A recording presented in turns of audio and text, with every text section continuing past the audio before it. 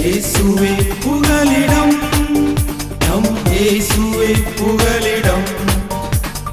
இயேசுவே புகலிடம், நம் இயேசுவே புகலிடம்.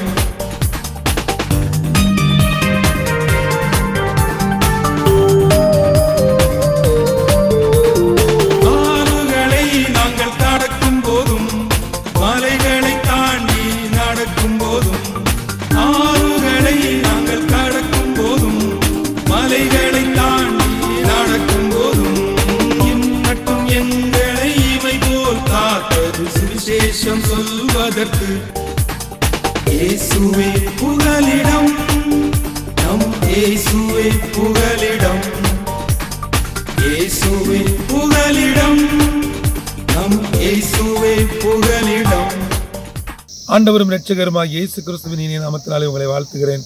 நேபாள் தேசத்திலிருந்து இயேசுவே புகலிடம் அறிமுகத்தை தருவது எனக்கு ஒரு பெரிய சந்தோஷம். குறிப்பாக இன்று கடந்த நாட்களில் அக்டோபர் 31 சென்னை ஹார்வெஸ்ட் நிகழ்வில் தேவனின் அன்பு ஊழியங்களின் ஸ்தாபகரும் நேபாள் ஊழியத்தை அதிகமாய் நேசிக்கக்கூடிய அருமை சகோதரர் ஸ்டீபன் அவர்கள் கொடுத்த நேபாள் தரிசனத்துக்கான மங்கள வார்த்தை கேட்கப் போகிறீர்கள். வார்த்தைகளை கேளுங்கள். விசேஷமாக இந்த நாளில வார்த்தையினூடாக நேபாள் தரிசனத்தின் வல்லமை ஊடுருவி செல்லும். உங்களுக்குள் இந்த தரிசனத்தோடு இணைந்து செயல்படும் ஒரு நம்பிக்கையை, ஒரு ஸ்திரத்தை இந்த வார்த்தைகள் தரும். ஹல்லேலூயா, ஹல்லேலூயா, ஹல்லேலூயா. கிறிஸ்துவுக்குள் மிகவும் பிரியமான எனதருமை சகோதர சகோதரிகளே, நம்மை சிருஷ்டித்தவரும் நம்மை உண்டாக்கினவரும் நம்மை ஒருபோதும் மறந்து போகாதவருமாகிய இயேசு கிறிஸ்துவின் நேற்ற நாமத்தினால உங்கள் எல்லாரையும் வாழ்த்தி ஆசீர்வதிக்கிறேன். ஹல்லேலூயா. அன்றைக்கு இயேசு நன்மை செய்கிறவராய் சுற்றி திரிந்தார் என்று வேதம் சொல்லுகிறது. அதே போல் அந்த நேபாள் ஜனங்களுக்கு நன்மை செய்கிற ஒரு ஊழியத்தை தாங்கவும், அந்த ஊழியத்தோடு இணைந்து நின்று நாம் நன்மை செய்யவும் இந்த நாட்களிலே இந்த இடத்துல நாம் கூடி வந்திருக்கிறோம்.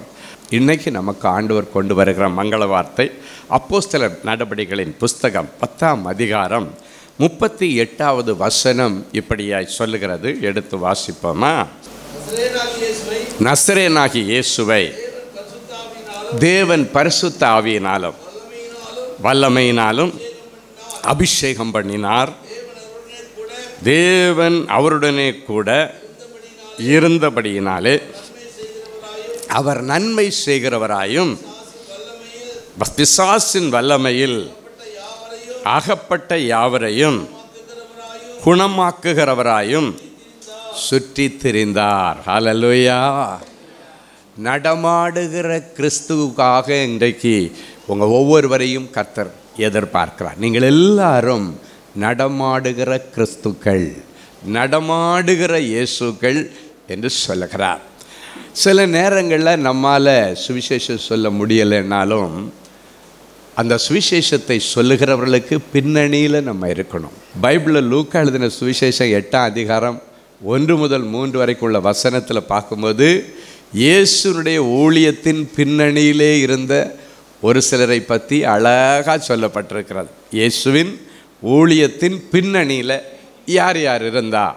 நீங்கள் நினைக்கலாம், ஏசப்பாக்க ஊழியத்தில் பேக்ரவுண்டுக்கு ஆள் வேணுமா அப்படின்னு நீங்கள் நினைக்கலாம். யார் யார் இருந்தால் எடுத்து வாசிங்க பார்க்கலாம். லூக்கா 8ஆம் அதிகாரம் 1 முதல் 3 வரைக்கும் உள்ள வசனங்கள் வாசிக்கலாம்.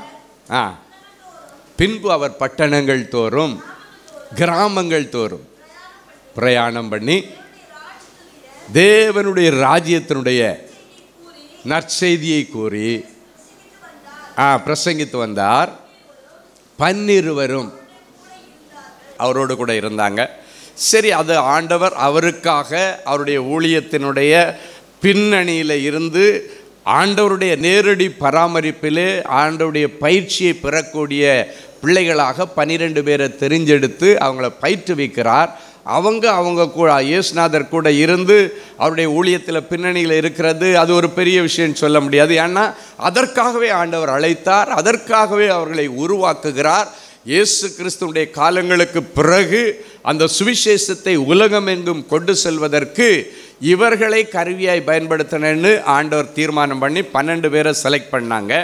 அவங்க 12 பேர் இயேசுவின் ஊழியத்தின் பின்னணியில் இருந்தார்கள். அடுத்து அவர் பொல்லாத ஆவிகளையும் வியாதிகளையும் நீக்கி குணமாக்கின சில ஸ்திரீகள். ஒரு நிமிஷம்.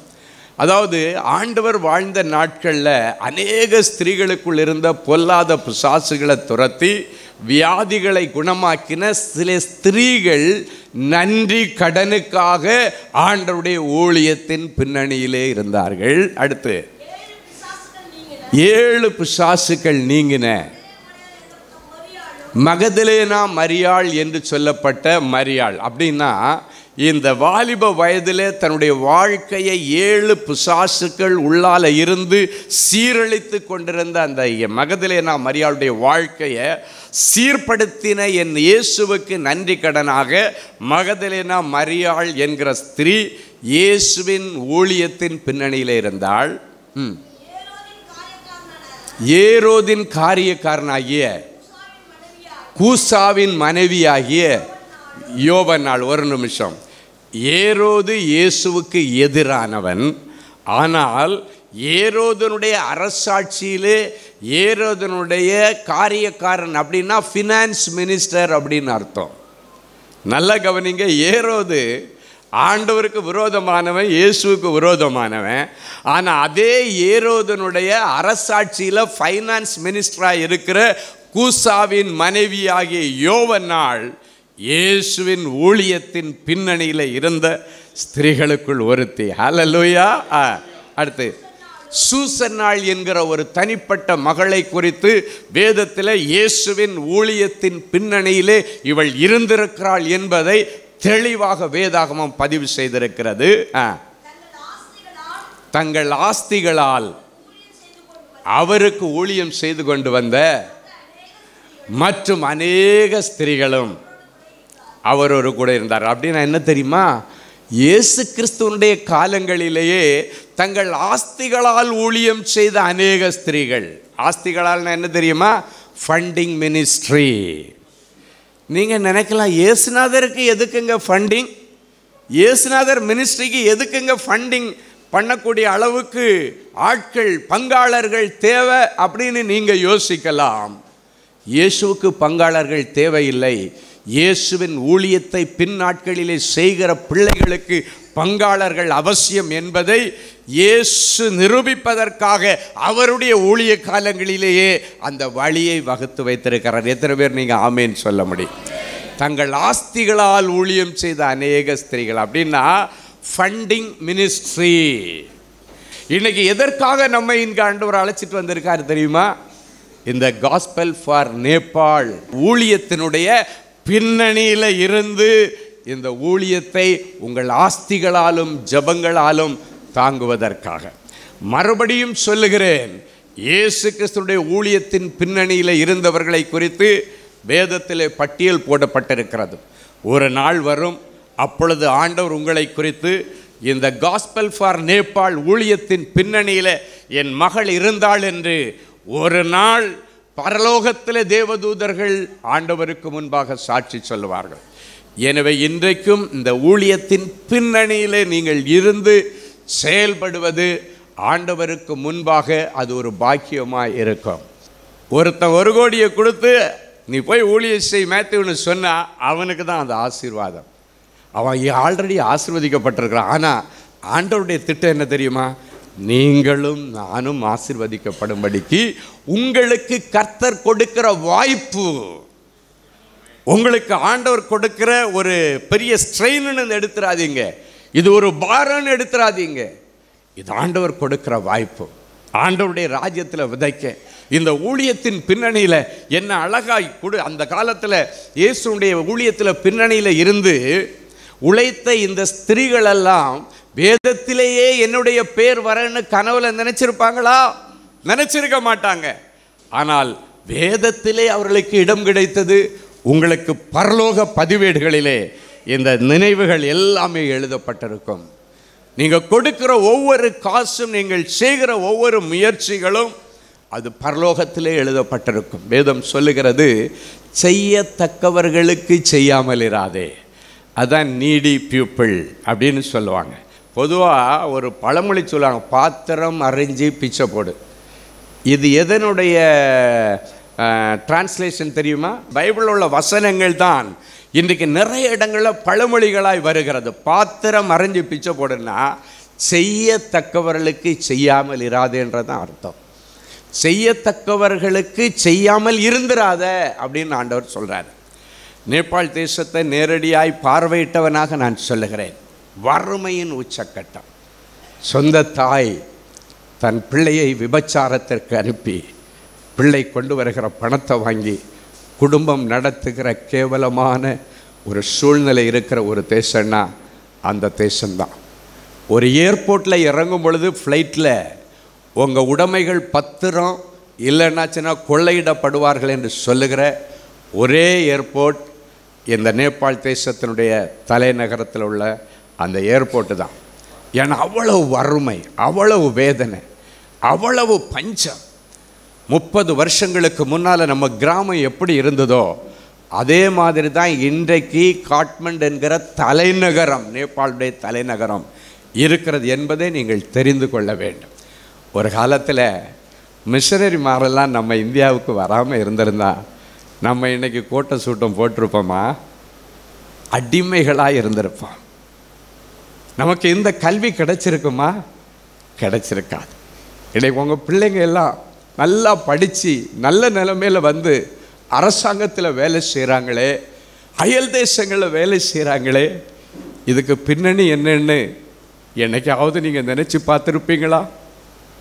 அயல் தேசங்களிலிருந்து நல்ல எண்ணம் கொண்ட ஒரு சிலர் வந்து மிஷனரி ஊழியத்தை இந்திய தேசத்திலே, குறிப்பாக குமரி மாவட்டம் அந்த தென் மாவட்டங்களிலே செய்து ஊரில் உள்ள அவங்க சொத்தை விற்றுட்டு வந்து இங்கே இன்வெஸ்ட் பண்ணாங்க.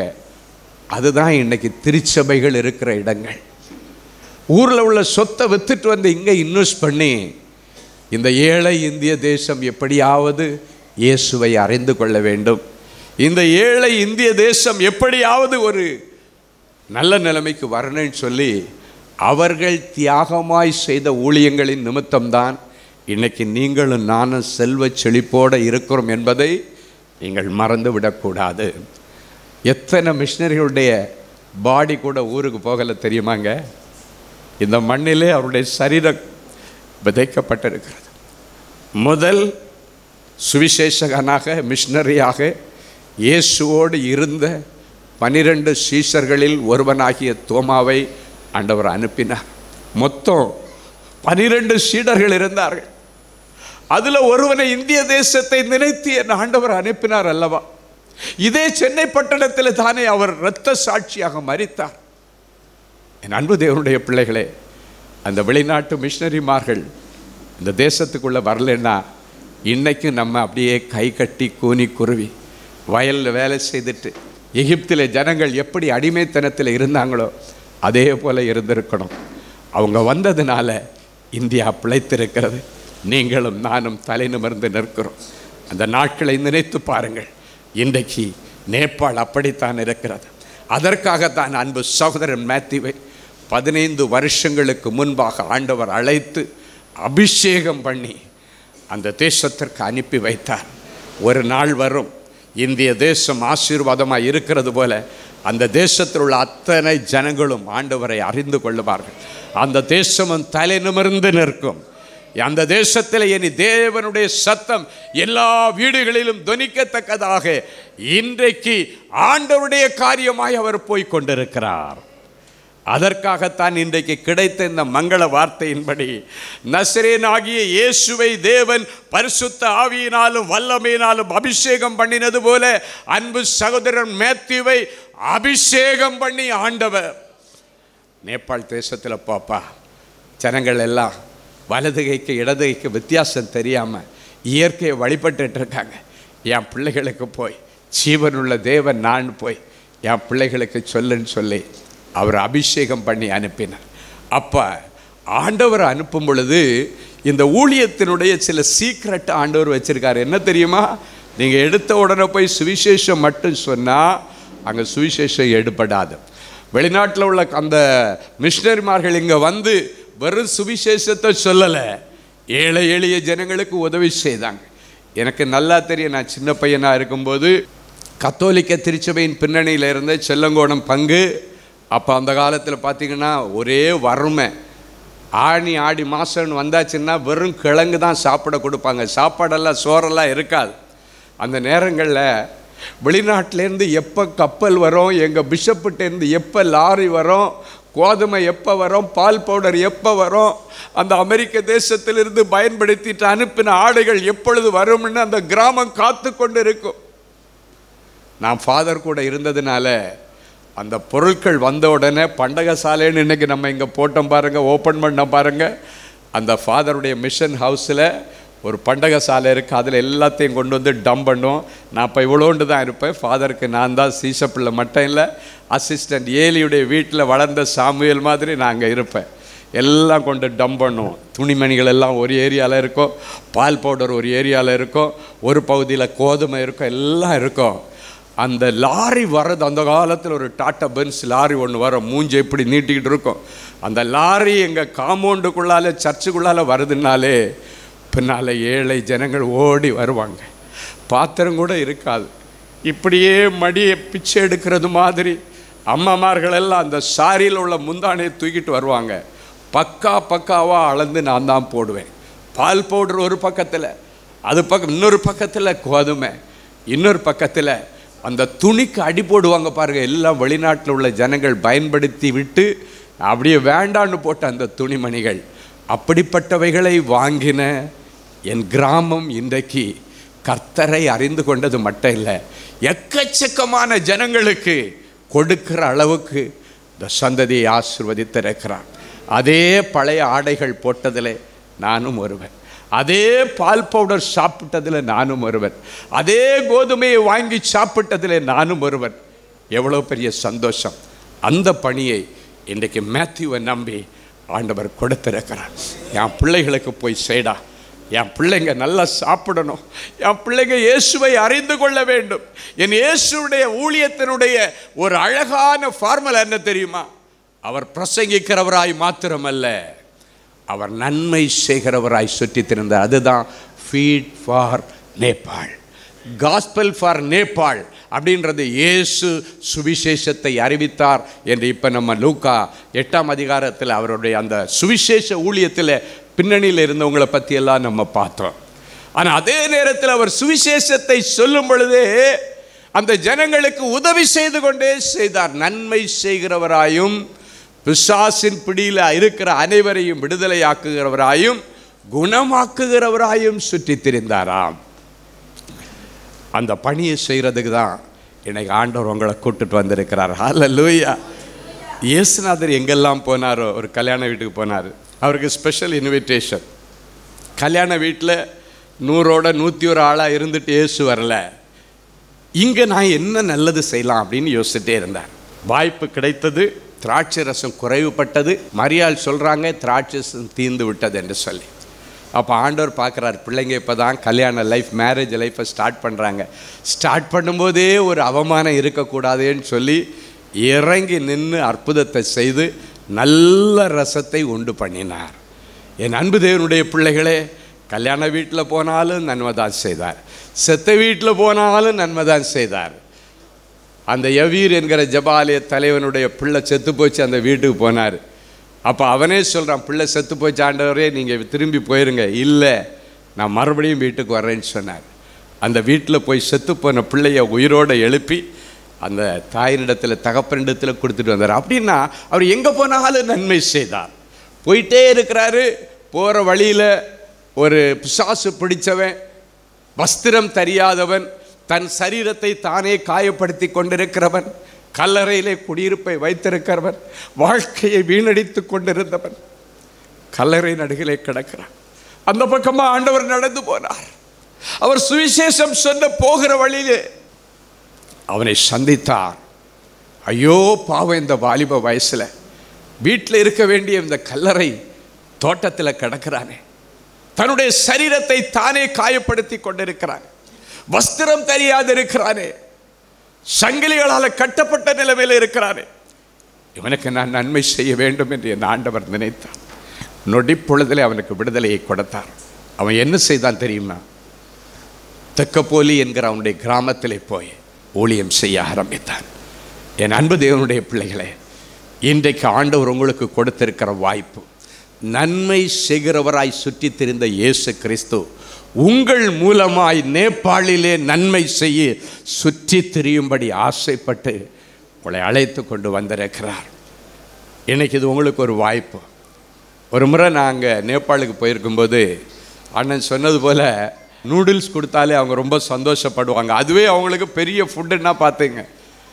ஒரு முறை நான் போயிருக்கும்போது ஒரு ஹோமு, அந்த ஹோமில் கிட்டத்தட்ட ஒரு 30-40 பிள்ளைங்க இருக்கிறாங்க. அது ஒரு ஸ்கூல் வாத்தியார் அந்த பிள்ளைகளுக்கு ஸ்பான்சர் பண்ணிட்டு அவர் வர சம்பளத்தில் பண்ணிகிட்ருக்கிறார்.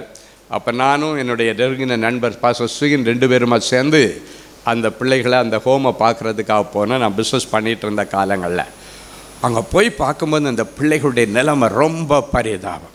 வாலிப பிள்ளைகள், அவர்களுக்கு குளிக்கிறதற்கு ஒரு ரூம் கிடையாது, ஒரு பாத்ரூம் வசதி கிடையாது.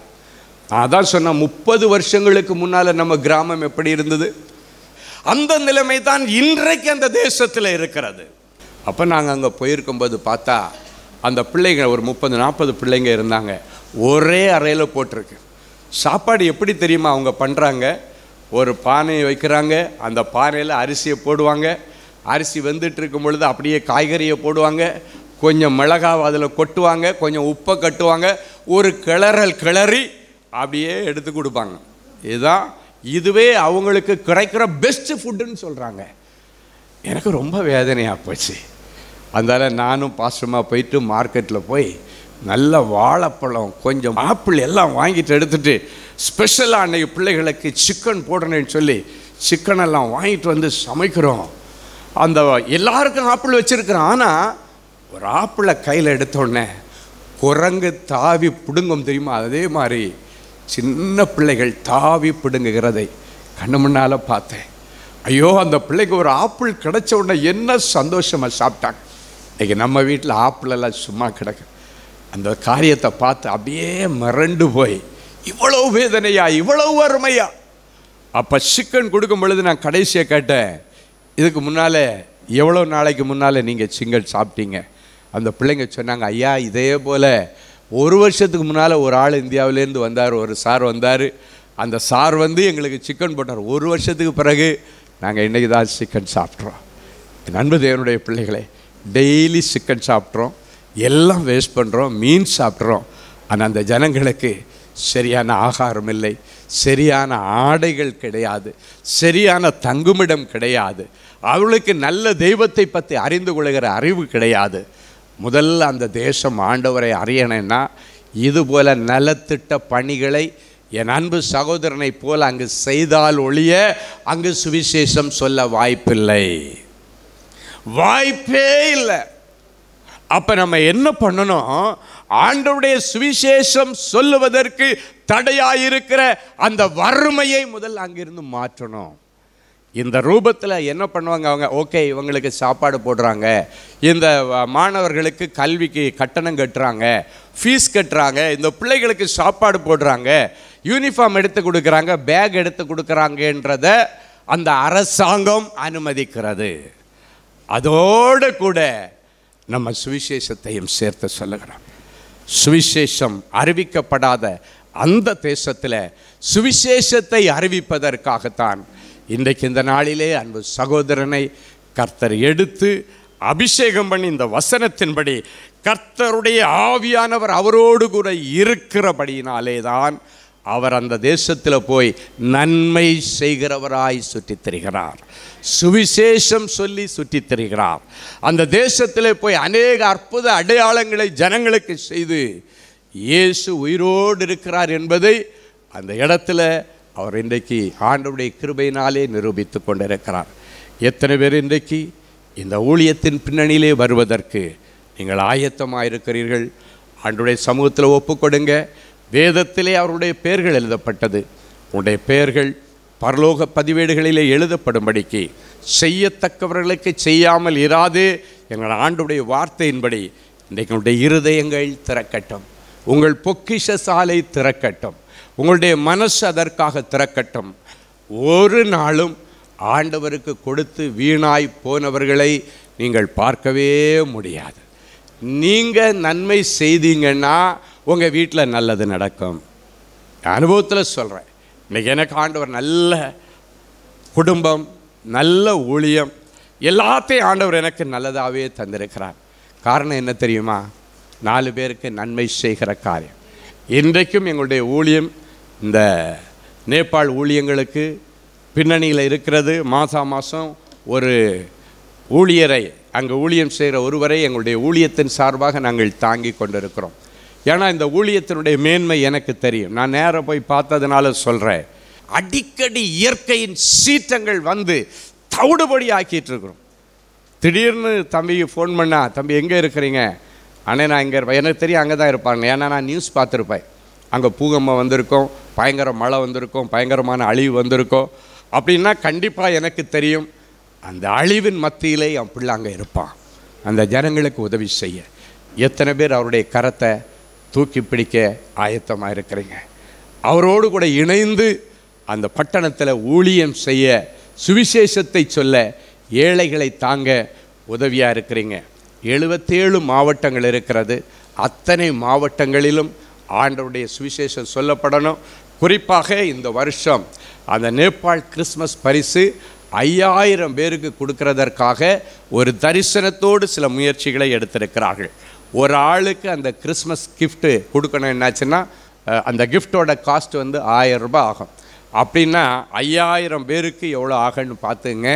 ஆனால் உங்கள் மூலமாக உங்கள் வாட்ஸ்அப் குரூப்பில், உங்களுடைய ஃபேஸ்புக்கில், உங்களுடைய இணையதளங்களில் நீங்கள் இதை பகிர்ந்து கொண்டீங்கன்னா இந்த 150 பேர் கண்டிப்பாக 1500 பேராக மாறுவாங்க, 15000 பேராக மாறுவாங்க. எனக்கு தெரியும்.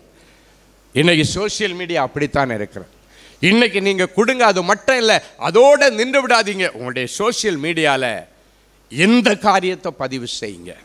ஆவியிலே ஏவப்பட்டு நான் சொல்லுகிறேன், அவர்கள் ஒவ்வொருவரும் நேபாளுக்கு கிறிஸ்மஸ் பரிசு கொடுப்பதிலே தங்களை ஈடுபடுத்தி கொள்ளுகிறது நிமித்தம் அவர்கள் குடும்பங்களிலே நன்மை நடக்கும். வேதம் சொல்லுகிறது, நீ எதை விதைக்கிறையோ அதை அறுப்ப. நீ நன்மையை விதைச்சியன்னா நன்மை கண்டிப்பாக அறுவடுவ, கண்டிப்பாக பண்ணுவேன். அதுவும் ஆண்டவர், நீ கொடுத்ததை ஆண்டவர் கொடுக்க மாட்டார், அதை சேர்த்து அமுக்கி குலுக்கி சாட்சி உங்களுடைய மடியில் போட கர்த்தர் உதவி செய்வார். நீங்கள் ஒருத்தங்களுக்கு சொல்லி அவர்கள் அதன் நிமித்தம் இதில் பங்கெடுத்தாங்கன்னா அதனுடைய ஆசீர்வாதம் அவர்களுக்கும் உண்டு, உங்களுக்கும் ஒரு பகுதி உண்டு. எத்தனை பேர் என் கூட கரங்களை உயர்த்தி ஆமேன்னு சொல்லுவீங்க? அல்லேலூயா. இந்த நாளினுடைய வார்த்தையை கேட்டீங்க. நிச்சயமாய் இந்த தரிசனத்தோடு நீங்கள் இணைந்து செயல்படுவதற்கு உங்களுக்குள்ளே ஆவியானவர் தந்த இந்த வழிநடத்தலை புரிந்து கொண்டு இன்றைக்கே என்னை தொடர்பு கொள்ளுங்கள். நேபாள் தேசம் 3 கோடி ஜனங்களை தன்னகத்தே கொண்டுள்ளது. இந்த ஜனங்களின் ரட்சிப்புக்காய், இந்த ஜனங்களுக்கு சுவிசேஷம் அறிவிப்பதற்காய் காஸ்பல் ஃபார் நேபாள் செயல்பட்டு வருகிறது. உங்களோடு இன்னும் நான் அதிகம் பேச வேண்டும். நீங்களும் என்னோடு அதிகம் மனமிட்டு பேசுவதற்கு என் நம்பரை தொடர்பு கொள்ளுங்கள். கர்த்தருக்கு சித்தமானால், கர்த்தருடைய வருகை தாமதிக்குமானால் அடுத்த வாரம் உங்களோடு இயேசுவே புகலிடம் நிகழ்ச்சியில் சந்திக்கிறேன். அதுவரை உங்களிடமிருந்து விடைபெறுவது உங்கள் அன்பு சகோதரன் Matthew. May God bless you. வழிகாட்டும் நட்சத்திரம் வரலாற்றிரண்டாய் பிரிந்ததையா, வருவோரை போஷிக்கும் நட்சத்திரம் நேசருக்கோ இடமில்லை என்றது. வழிகாட்டும் நட்சத்திரம்